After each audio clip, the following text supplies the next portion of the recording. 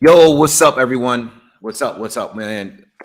I had to jump on live. I had to jump on live for this. The WBC, according to Michael Benson, shout out to Michael Benson on Twitter.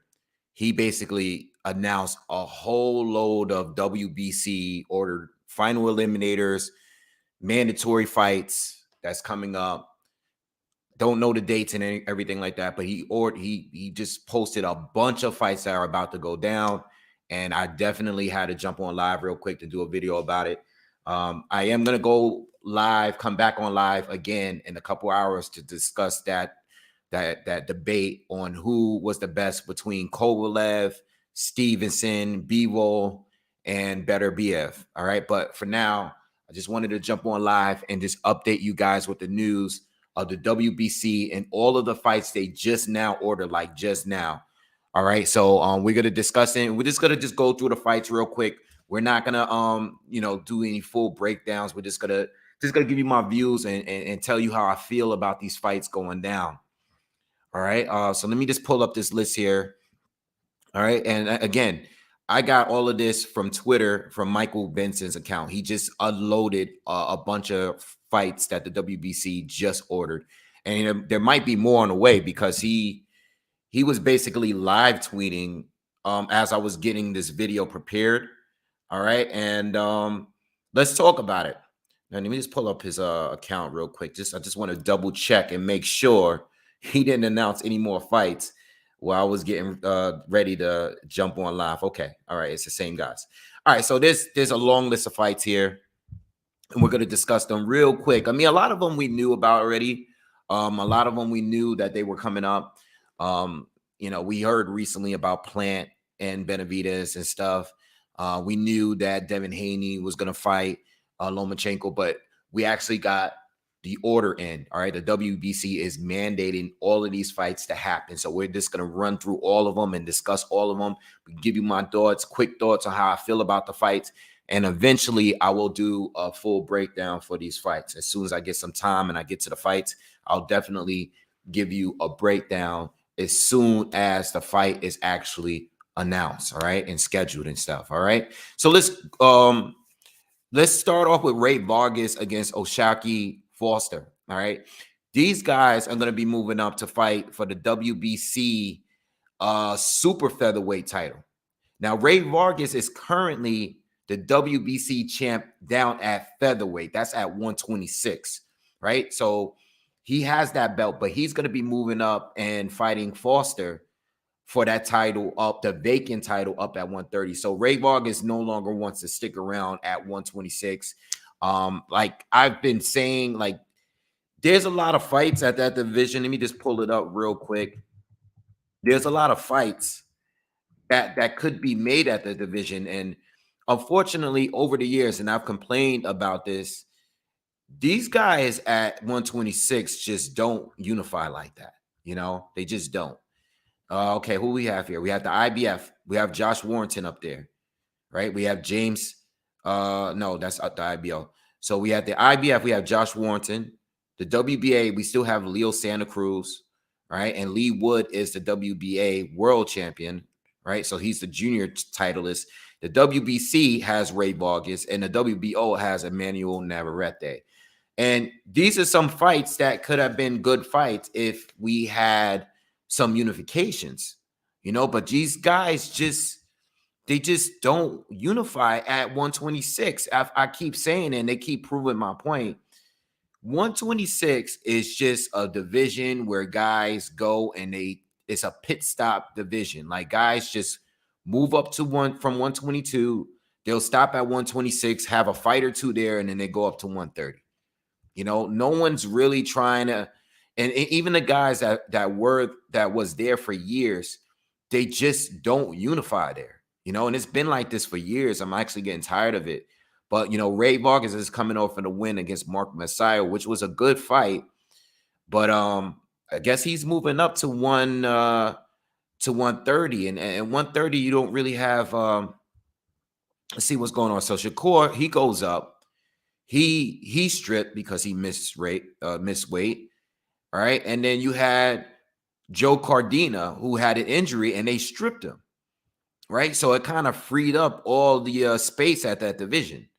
So currently, right now, the WBC strap is vacated because Shakur missed weight. The WBO is vacated as well.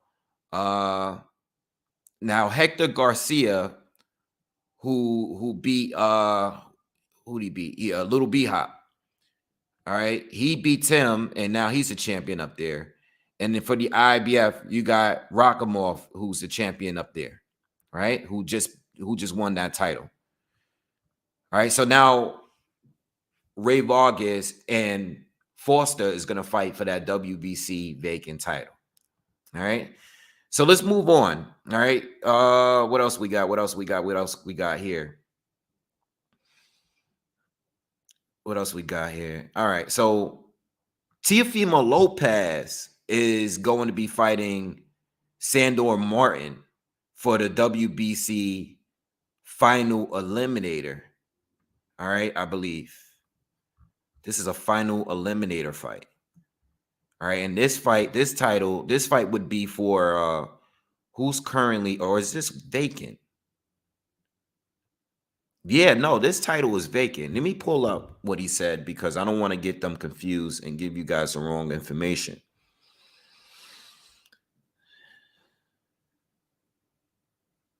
Okay. So this fight between Teofimo Lopez and Sandor Martin is to determine the second mandatory for the WBC super lightweight title. That's at 140. Okay, and Regis Prograis and Jose Cepeda is already set to fight for that vacant title. Right? So this fight here is going, the winner of this fight between Teofimo and Sandor Martin is going to be the new mandatory for the winner of that Cepeda and Prograis fight. Right? So there's a lot of confusion going on with this because there's a lot of movement here. But I thought Teofimo Lopez was actually going to fight Jose Pedraza. All right, that was the talk in recent weeks, or at least since Pedraza and Richard Comey fought. You know, Teofimo came back and forth, and then, we know he was like looking for another a fight. Now I don't know. Like again, these fights are getting ordered, so it doesn't mean that they're going to actually happen. It just means that the WBC is ordering these fights because it's going to put these fighters in position to fight for a title or a vacant title, or at least make them mandatory if they are to win their fights. All right. So we don't know if Teofimo is actually going to take this fight, but let me tell you, this is not an easy fight for Teofimo Lopez at 140. Sandor Martin is the fighter that thoroughly outboxed Mikey Garcia, right? And basically forced him to retire. All right. Sandor Martin is a very good, slick boxer.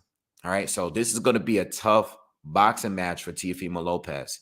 You know, I know a lot of people wanted the Arnold Barboza fight with Teofimo Lopez, which is another good fight.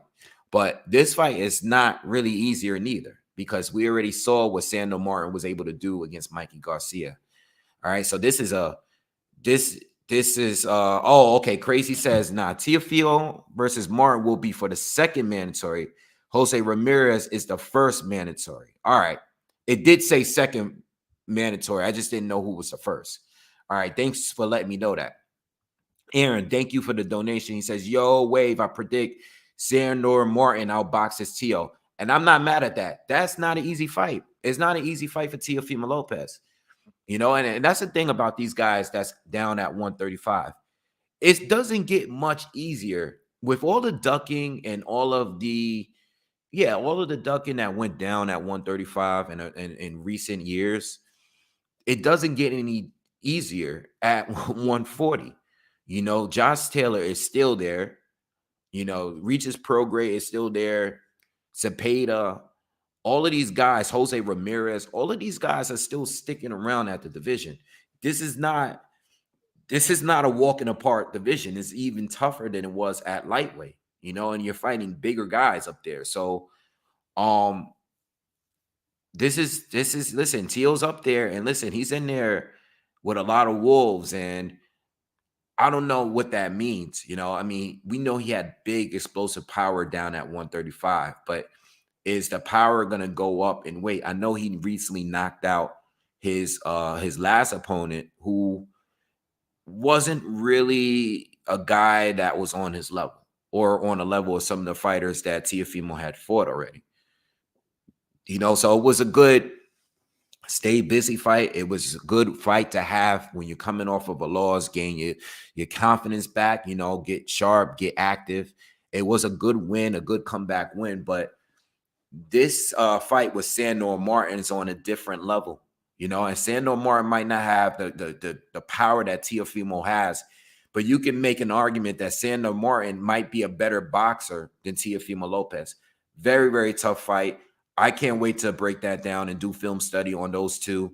And I'm looking forward to it. I hope it, you know, either, listen, Teo, if he fights, I mean, I didn't have anything against the Pedraza fight. I thought that was still a level above the last fighter he just faced. But I told you guys before, I still want to see a little bit more from Teofimo Lopez, just to make sure that he's good. If he takes this fight, he has to know that he's going into a fight where he can lose. This is like, this fight is not a play fight. This is a fight he very well could lose, all right? Because he's fighting a very, very good boxer. So I'm looking forward to it. You know, if he doesn't fight him, if he fights Barboza or whoever, it's not going to be easy for him, you know? And even if he fight Pedraza, I would pick Teofimo Lopez to win. But I don't think the Pedraza fight is an easier fight than his, you know, it's not an easy fight. It's a fight that I think he can win, but it's still a level up from who he fought in his last fight, you know, which he really needs. All right. So anyway, let's move on from that. What else we got here? Let's look what else. All right. So you guys knew this. This news recently came out too. The WBC had ordered Callum Smith to fight Arthur Beterbiev after he faces Anthony Yarde first quarter next year. Now we know Yarde is actually fighting a journeyman, I believe maybe next weekend, next Saturday. I think he's going to fight a journeyman, a tune-up fight before fighting Yarde, all right? But I'm saying before fighting Beterbiev. So Yarde is going to have a stay busy fight next weekend, and he's going to fight Yarde like in January. He's going to fight Beterbiev in January. I keep mixing up the names. But the winner of that fight is going to be ordered to fight Callum Smith. Now, we know we're trying very hard to get a unification. I mean, an undisputed match between Bivol and whoever wins between Yarde and Beterbiev. Okay. Look, I think what happens here, and I think honestly, I'm going to be honest when I say this. I think the only way that we're going to get an actual undisputed fight is if, and this is the only scenario, because as long as Beterbiev or Yarde holds 3 titles, it's gonna always be hard to make the fight, right? Because you're always gonna have a mandatory. Once you're holding more than 2 belts, you're always gonna have a mandatory. That's just the way, especially because these fighters are usually, you know, only fighting once, maybe twice a year. The only way I can see this fight happening is if the winner of Yarde fight each other. That winner just pay Callum Smith to step aside, and they try to make the Bivol fight. I don't know if the Zone and Matchroom or who's going to be involved, the Zone. I don't know if it's Top Rank, BT Sports, depending on who the fighters are.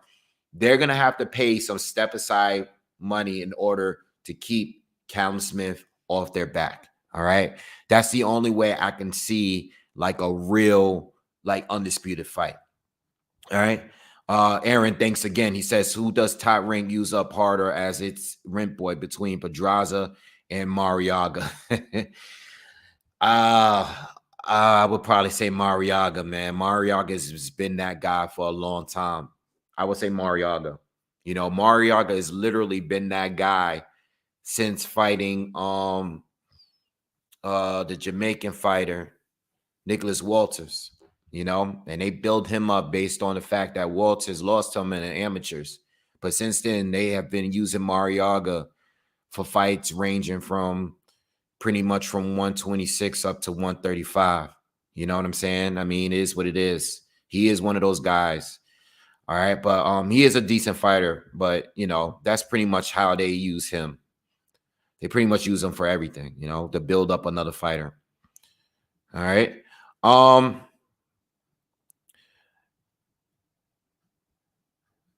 Yeah, so anyway,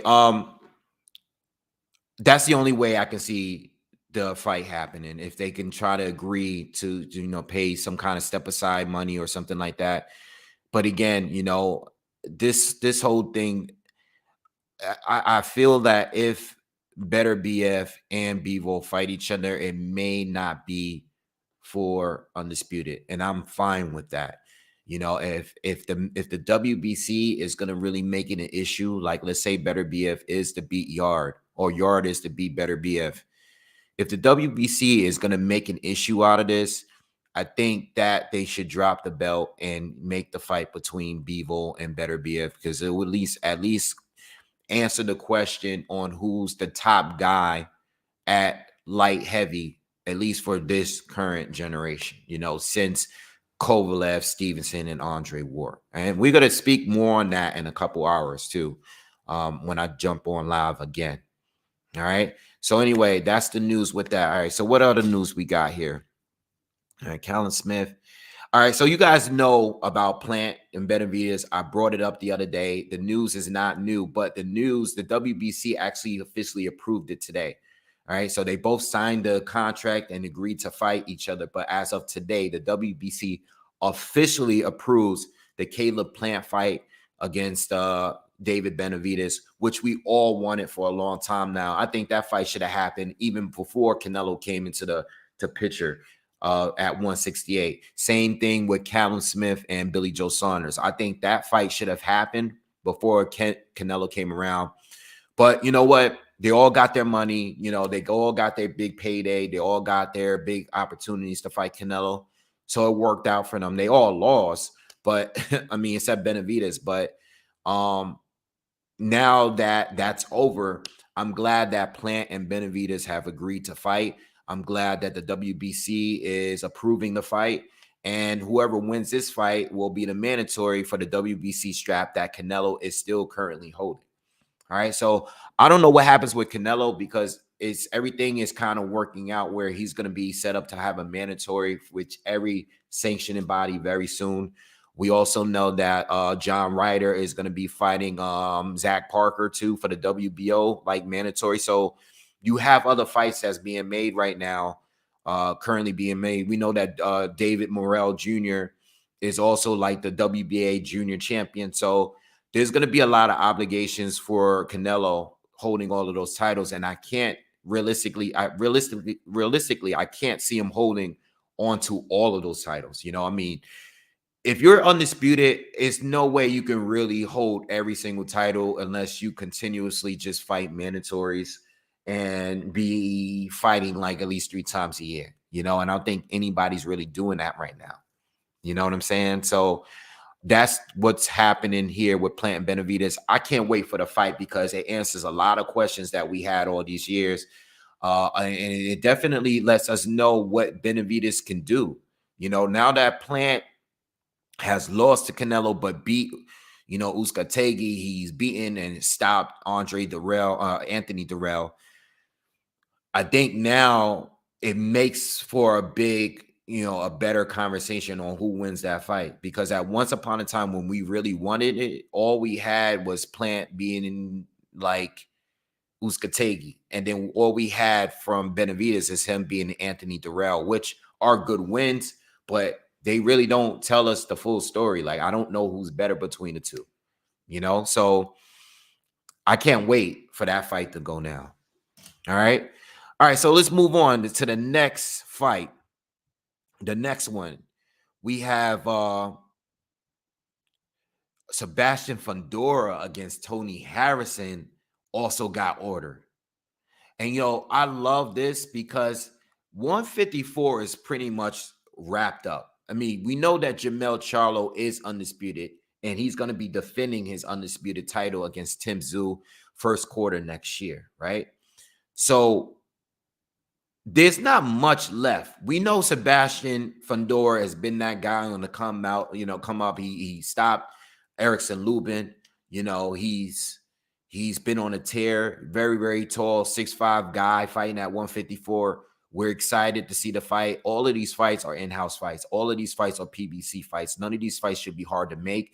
And this is pretty much why we're getting these fights, because they all kind of work out. Tim Tszyu isn't PBC. I don't believe you know what? I think he's fought on PBC.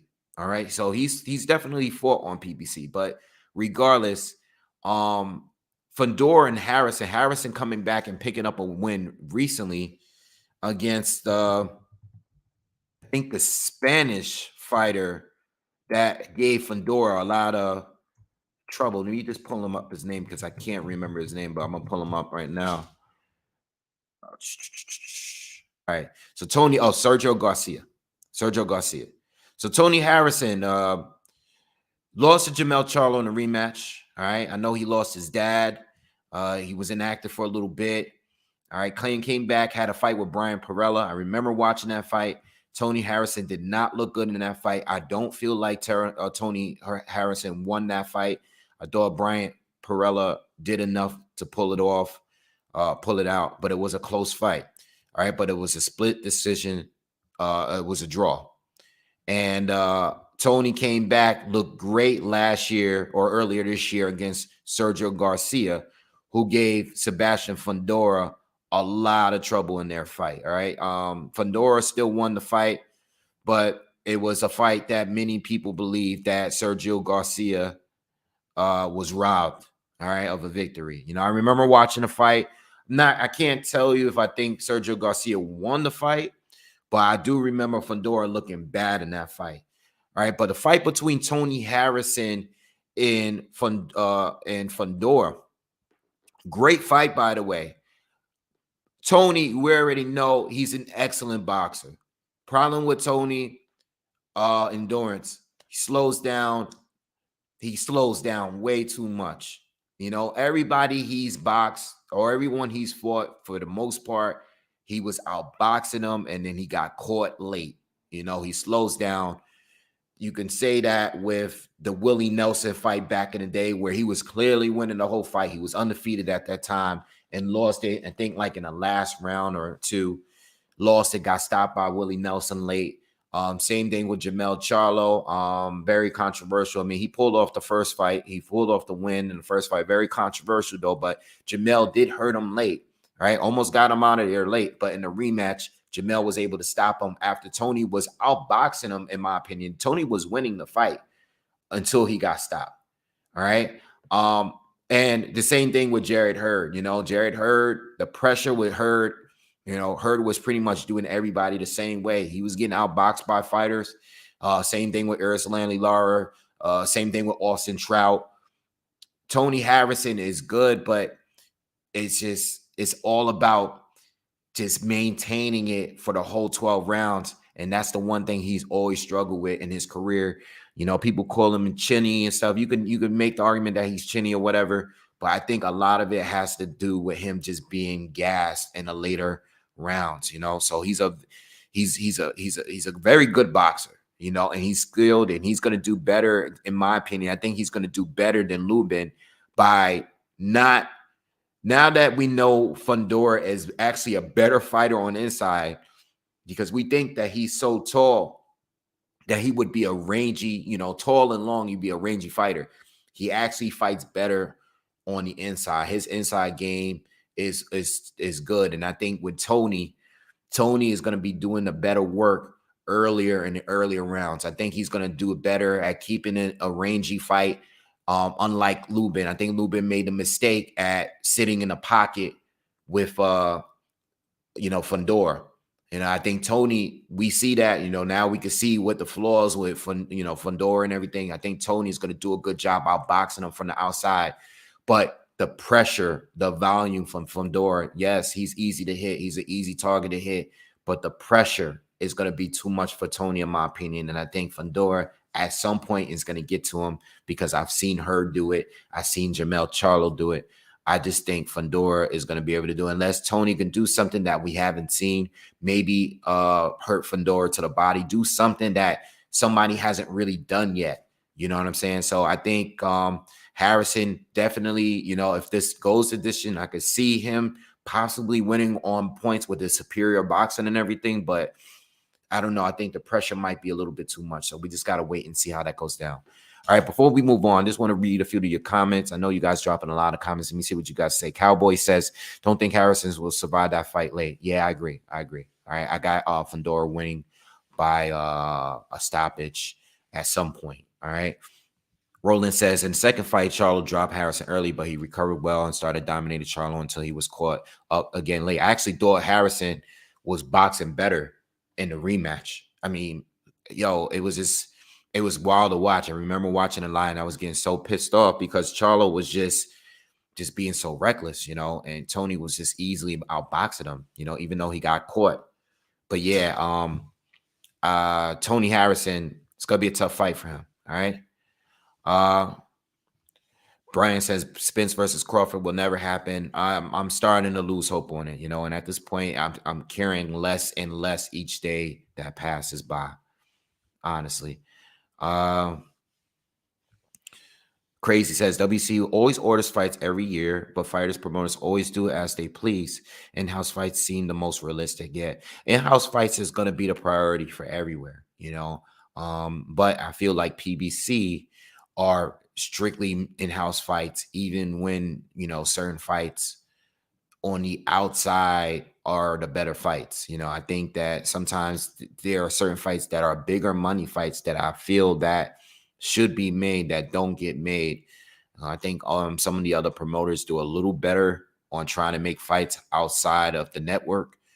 But when it comes to the PBC, they are great when it's in-house for sure. 154 is a perfect example, prime example of them consistently making great fights at 154 because they were so easy to make. They were all in-house all the time. You know, and I think that's why that's been one of my personal favorite divisions, because most of those guys fought each other. And because they all fought each other, they all took losses. Jamel Charlo, J. Rock Williams, Lara, Hurd, you know, all these guys has been there for years. Tony Harrison, all these guys have been there. Austin Trout, you know, Vanis Monterosian, all those guys has been there for years. A lot of them took losses because they had no choice but to fight the other best fighter, you know. Yeah, but these are all good fights, you know. Again, these are orders by the WBC alone. So it doesn't mean that some of these other fights here, like for example, some of these other fights here that's on this list are, some of these fighters are mandatories for other sanctioning bodies as well. You know, like the WBC, and we could talk about that now. The WBC officially ordered Spence and Thurman, you know.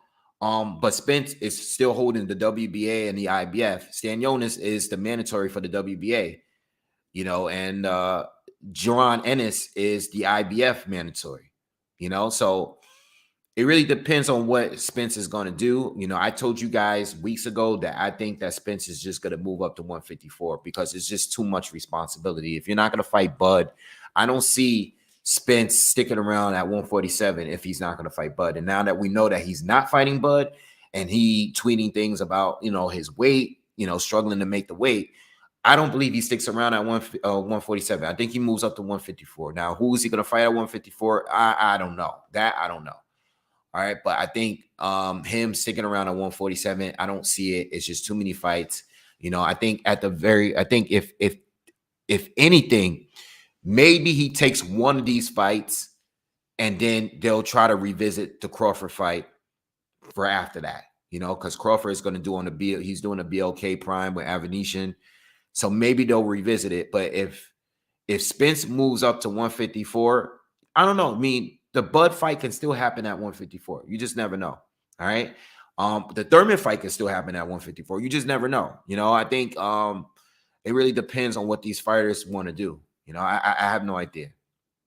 We just got to sit back and wait. But 154 is what I'm expecting Spence to do. I don't think he's going to be holding on to all of these belts. I think he's going to move up to 154. and go from there. You know, that's just my opinion. Or probably fight Stanios. I know he says he doesn't want to fight Thurman. I don't know, man. At the end of the day, it really depends on Al, you know, and I think they can make the strongest case of making a pay-per-view by fighting Thurman, you know. But what would I be most interested? I would be more interested in one of the either Spence or Crawford. If they're not going to fight each other, I would love to see one of them fight Boots, you know, or Ortiz, you know, who's also in this mix as well. All right, so let's go back to discussing more upcoming fights. So what else we got here?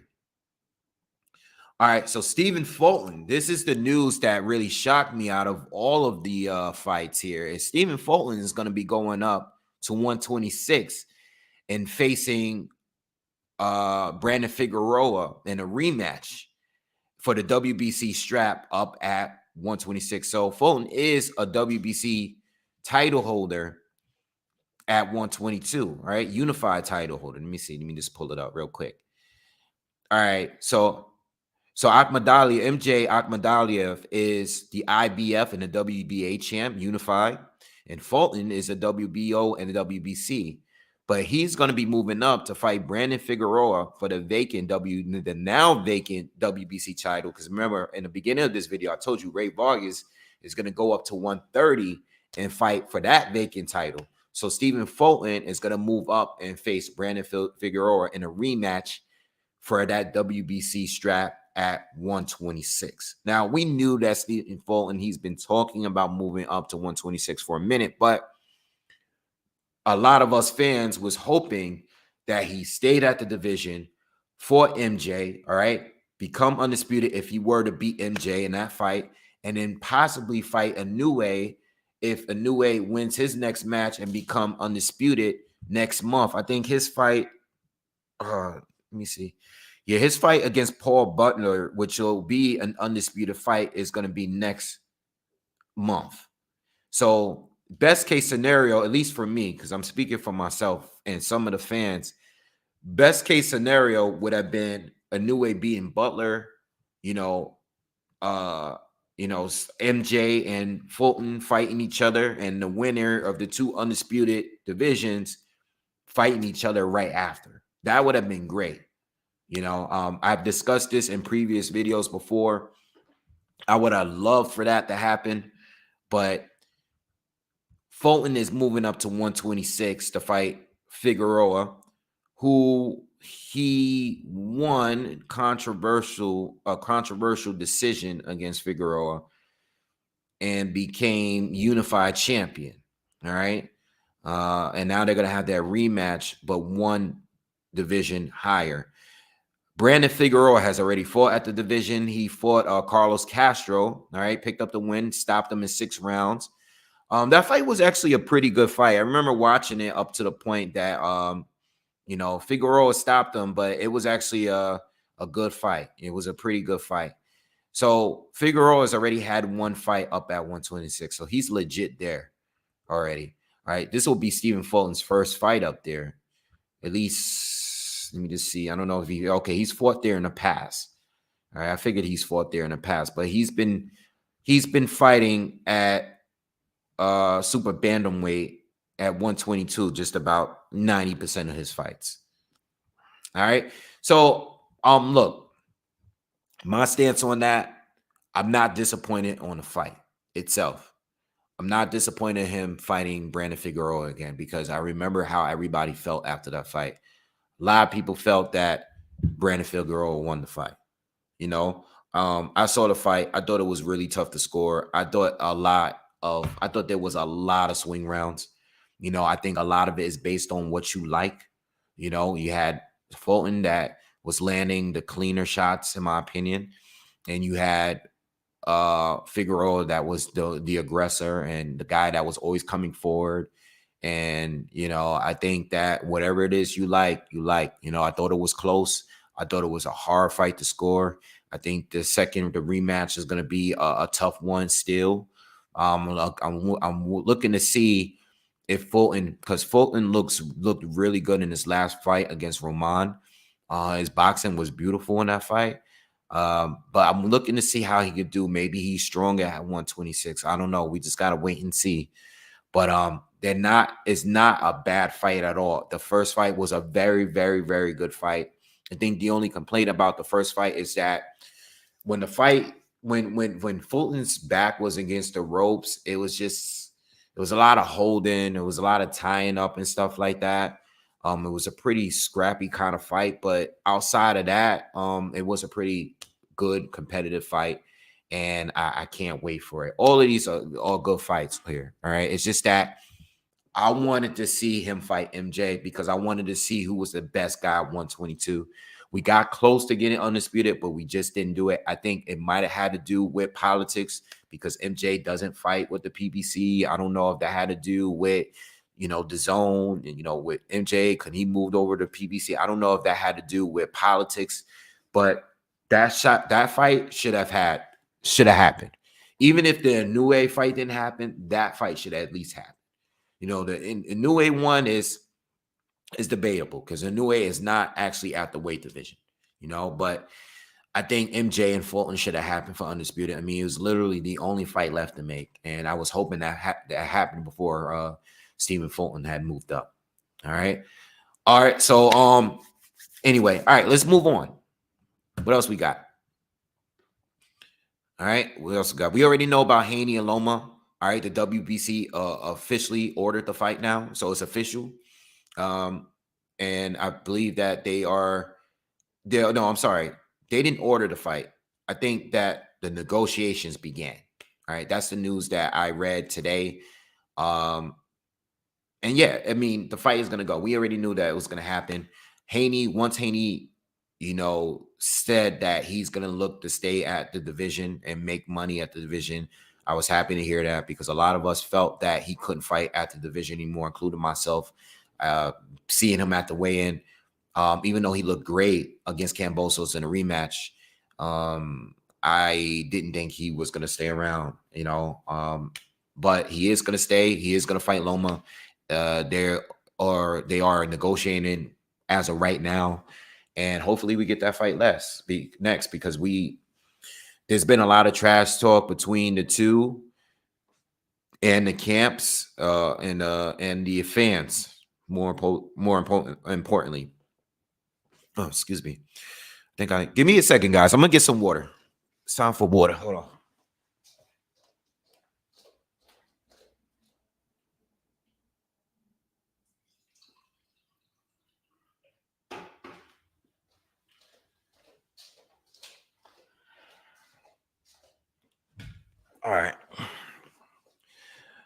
All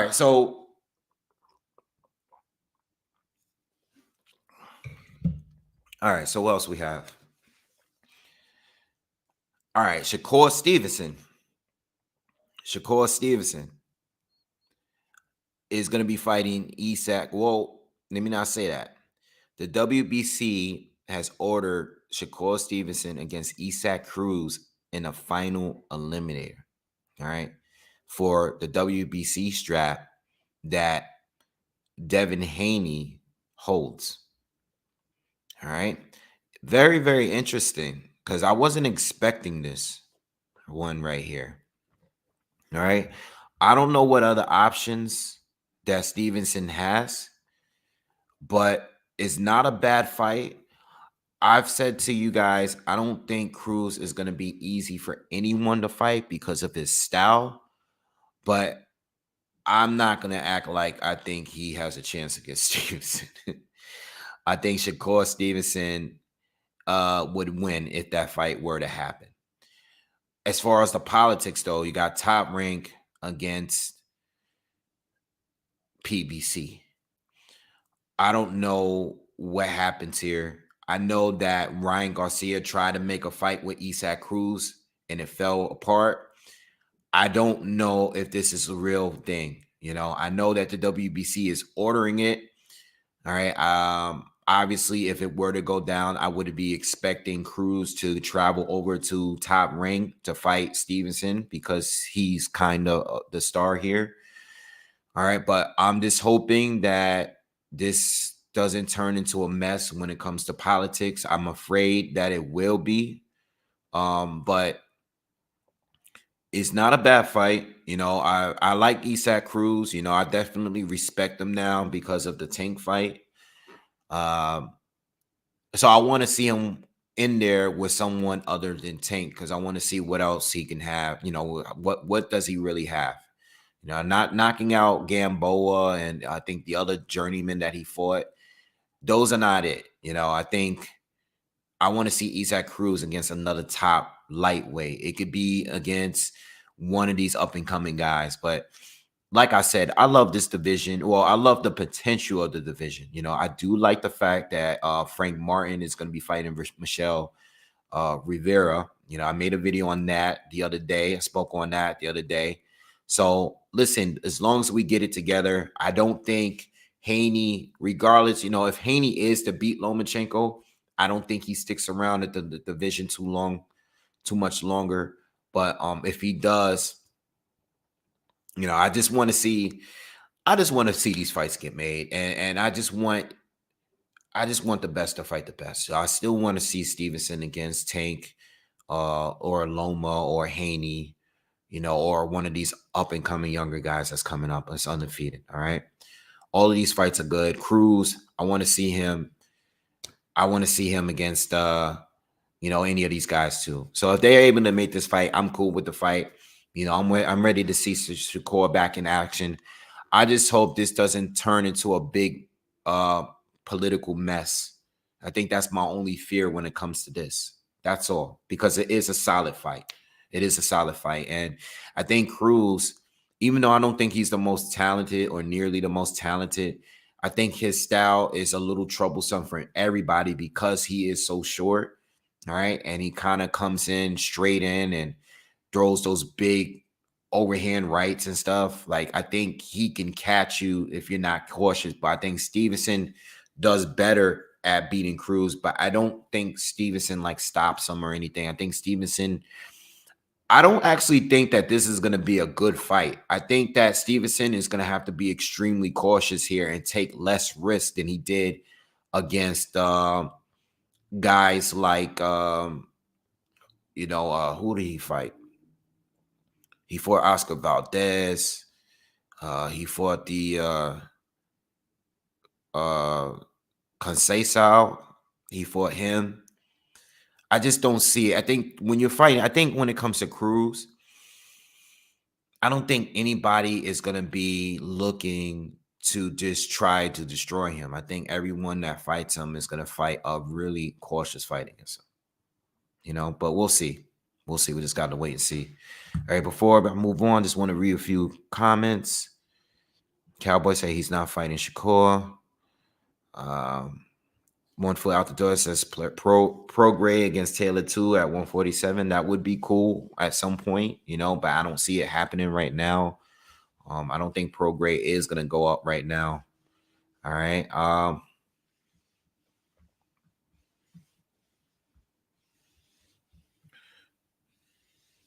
Josh Taylor is moving up after the Catterall fight. Okay. That's good. I think it'll be about time. You know, I don't think, you know, I don't think he has any obligations to stay at 140 anymore. You know, after he has this fight with Catterall, if he is to win, he should go up. Win or lose, he should go up. You know, you became undisputed. I believe he defended it once, or you know, and that's it. Or maybe no, he didn't. Yeah, he defended it once, but yeah, he has no other obligations. You know, he's only holding one title at this point. Move up. It's just like, you know, like I said about 135. These guys that's moving up, it's not going to be any easier. You know, for Josh Taylor, it's not going to be any easier. You know, but there's plenty of opportunities up at 147 if he does to like move up there. But you know, as great as he was at 140, I don't feel like Josh Taylor will have as much success at 147. I just being honest, you know, it's a lot of talent up there. I just don't know. All right. But he's still good. I just don't know if he looks as good up there. All right. What else do we have? Stevenson, Cruz. I think I got everything down. All right. So last fight, Wilder and Ruiz. We knew that was going down. You know, I don't I didn't believe for 1 second that any of these other fights that we've discussed would go down before this fight when it comes to the PBC. Again, these are the two top bread and butter fighters at the PBC. And before Wilder moves on to fight anyone else outside of the PBC or Ruiz, I think they are willing to make these fights now, but these guys are going to fight each other first. You know, it is what it is. They've both been in big fights. They've both been on pay-per-views.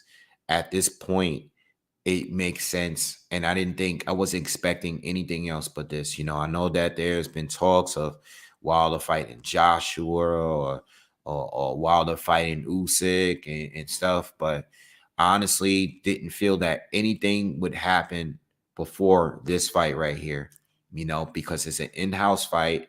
You know, these are two of the PBC most popular heavyweights, and before they venture out again to make any other fights, they're gonna fight each other, you know. And I am expecting Deontay Wilder to win this fight. All right. I don't know how he wins it, but I do think that Wilder beats him.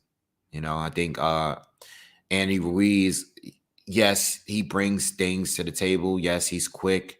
But I think Wilder and his length and his height and his power and his movement, I think he's going to come in light. And I think he's just going to be just beating Ruiz from the outside until he lands the big right hand. And I think he's going to stop Ruiz at some point.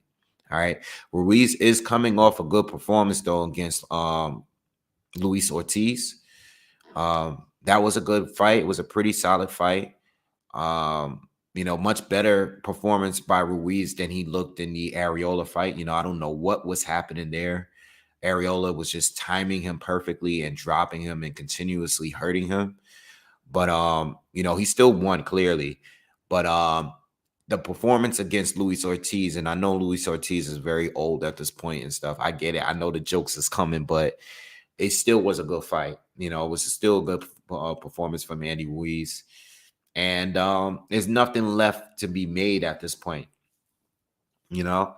And this is a title eliminator. So whoever wins this fight will be the mandatory for the WBC title, which Tyson Fury holds. And again, look, if Joshua and Wilder can't work something out, or Usyk or whatever, I will not be surprised if there's a Tyson Fury Wilder for it. I'm telling you, don't be surprised if you see one, because it's very possible. A lot of us didn't even think we get a third, even though they agreed to two fights. Don't be surprised, you know, because at the end of the day, if Wilder is the mandatory for that fight, best believe that he's going to look to get his opportunity if he's not offered something better elsewhere, meaning Anthony Joshua. All right. But I like Wilder to win this fight. At some point, I will definitely do a breakdown for the fight. Danny Ramos, thank you for the super sticker. Appreciate you. All right. All right. So that's it, man. Listen, I'm not going to stick around too long because I will be back at 5:30 p.m. Eastern to talk about the light heavyweight fighters. I'm looking forward to that. I know a lot of you saw my post. A lot of you have been seeing the tweet that I posted. A lot of you guys have been debating this since I posted it yesterday. I'm basically going to discuss those four fighters specifically. All right. I'm reading a lot of comments from Andre Ward and Roy Jones and Alexander Volzdik. The reason why I'm making that a topic, or the reason why I wasn't even going to do a video on it, but people are asking me to do a video on it. The reason why I'm talking about those four specifically is because none of them ever fought each other as pros. Okay. This is just a mythical matchup at this point. And that's the reason why I'm bringing it up. All right. And it's very similar because Stevenson and Kovalev never fought each other. But Stevenson had 1 belt and Kovalev had 3. Just like Beterbiev has 3 belts and Bivol has 1. And they haven't fought each other yet. And I hope they fight each other at some point. But if they never fought each other or never will fight each other, I wouldn't be surprised. because they're not on the same network. And I don't think Beterbiev is sticking around too much longer. You know, I just don't know unless he continues winning. All right. So the reason why I wanted to talk and have this discussion is because I feel like those two are the top two now, as in Bivol and Beterbiev, and Stevenson and Kovalev were the top two then. I know Andre Ward came up and beat Sergey Kovalev, but those two were career light heavies, you know, well, not career, because I know Stevenson fought below that, but those two were running at the division a lot longer, and they never fought each other. I know what Andre Ward did. I know he fought Kovalev. That I'm not bringing him up simply because I know that's a fight that actually occurred. Just like people that's bringing up Alexander Vozdik, he fought, you know, Beterbiev, you know, and people are bringing up people. I bring it up. You know, this is funny because you ask a question, you bring up 4 fighters, and you say, hey, if these 4 fighters were to ever fight each other, who do you think would come out on top, right? Or lose the least, right? Because I don't think any of those guys come out undefeated. People start bringing up other people. I saw some Roy Jones in there. You know, I think I saw one. I think I might have saw one James Toney or something. Like, people like to just do that. And like, yo, I asked for these 4 guys because they're all recent and they never fought each other. You know, but yo, it is what it is. I'll be back here in 2 hours. I'm gonna talk. I'm gonna bring it up, and then I'm gonna open up, you know, the video for anyone that wants to join in and state their piece. All right. So that, you know, be back in a couple hours. I'll see you again. I'll see you guys then. Please subscribe to the channel if you haven't already, and hit that like button if you haven't already too. Hit the thumbs up if you're still here. Let's get the likes up, and I'll see you guys soon. Peace.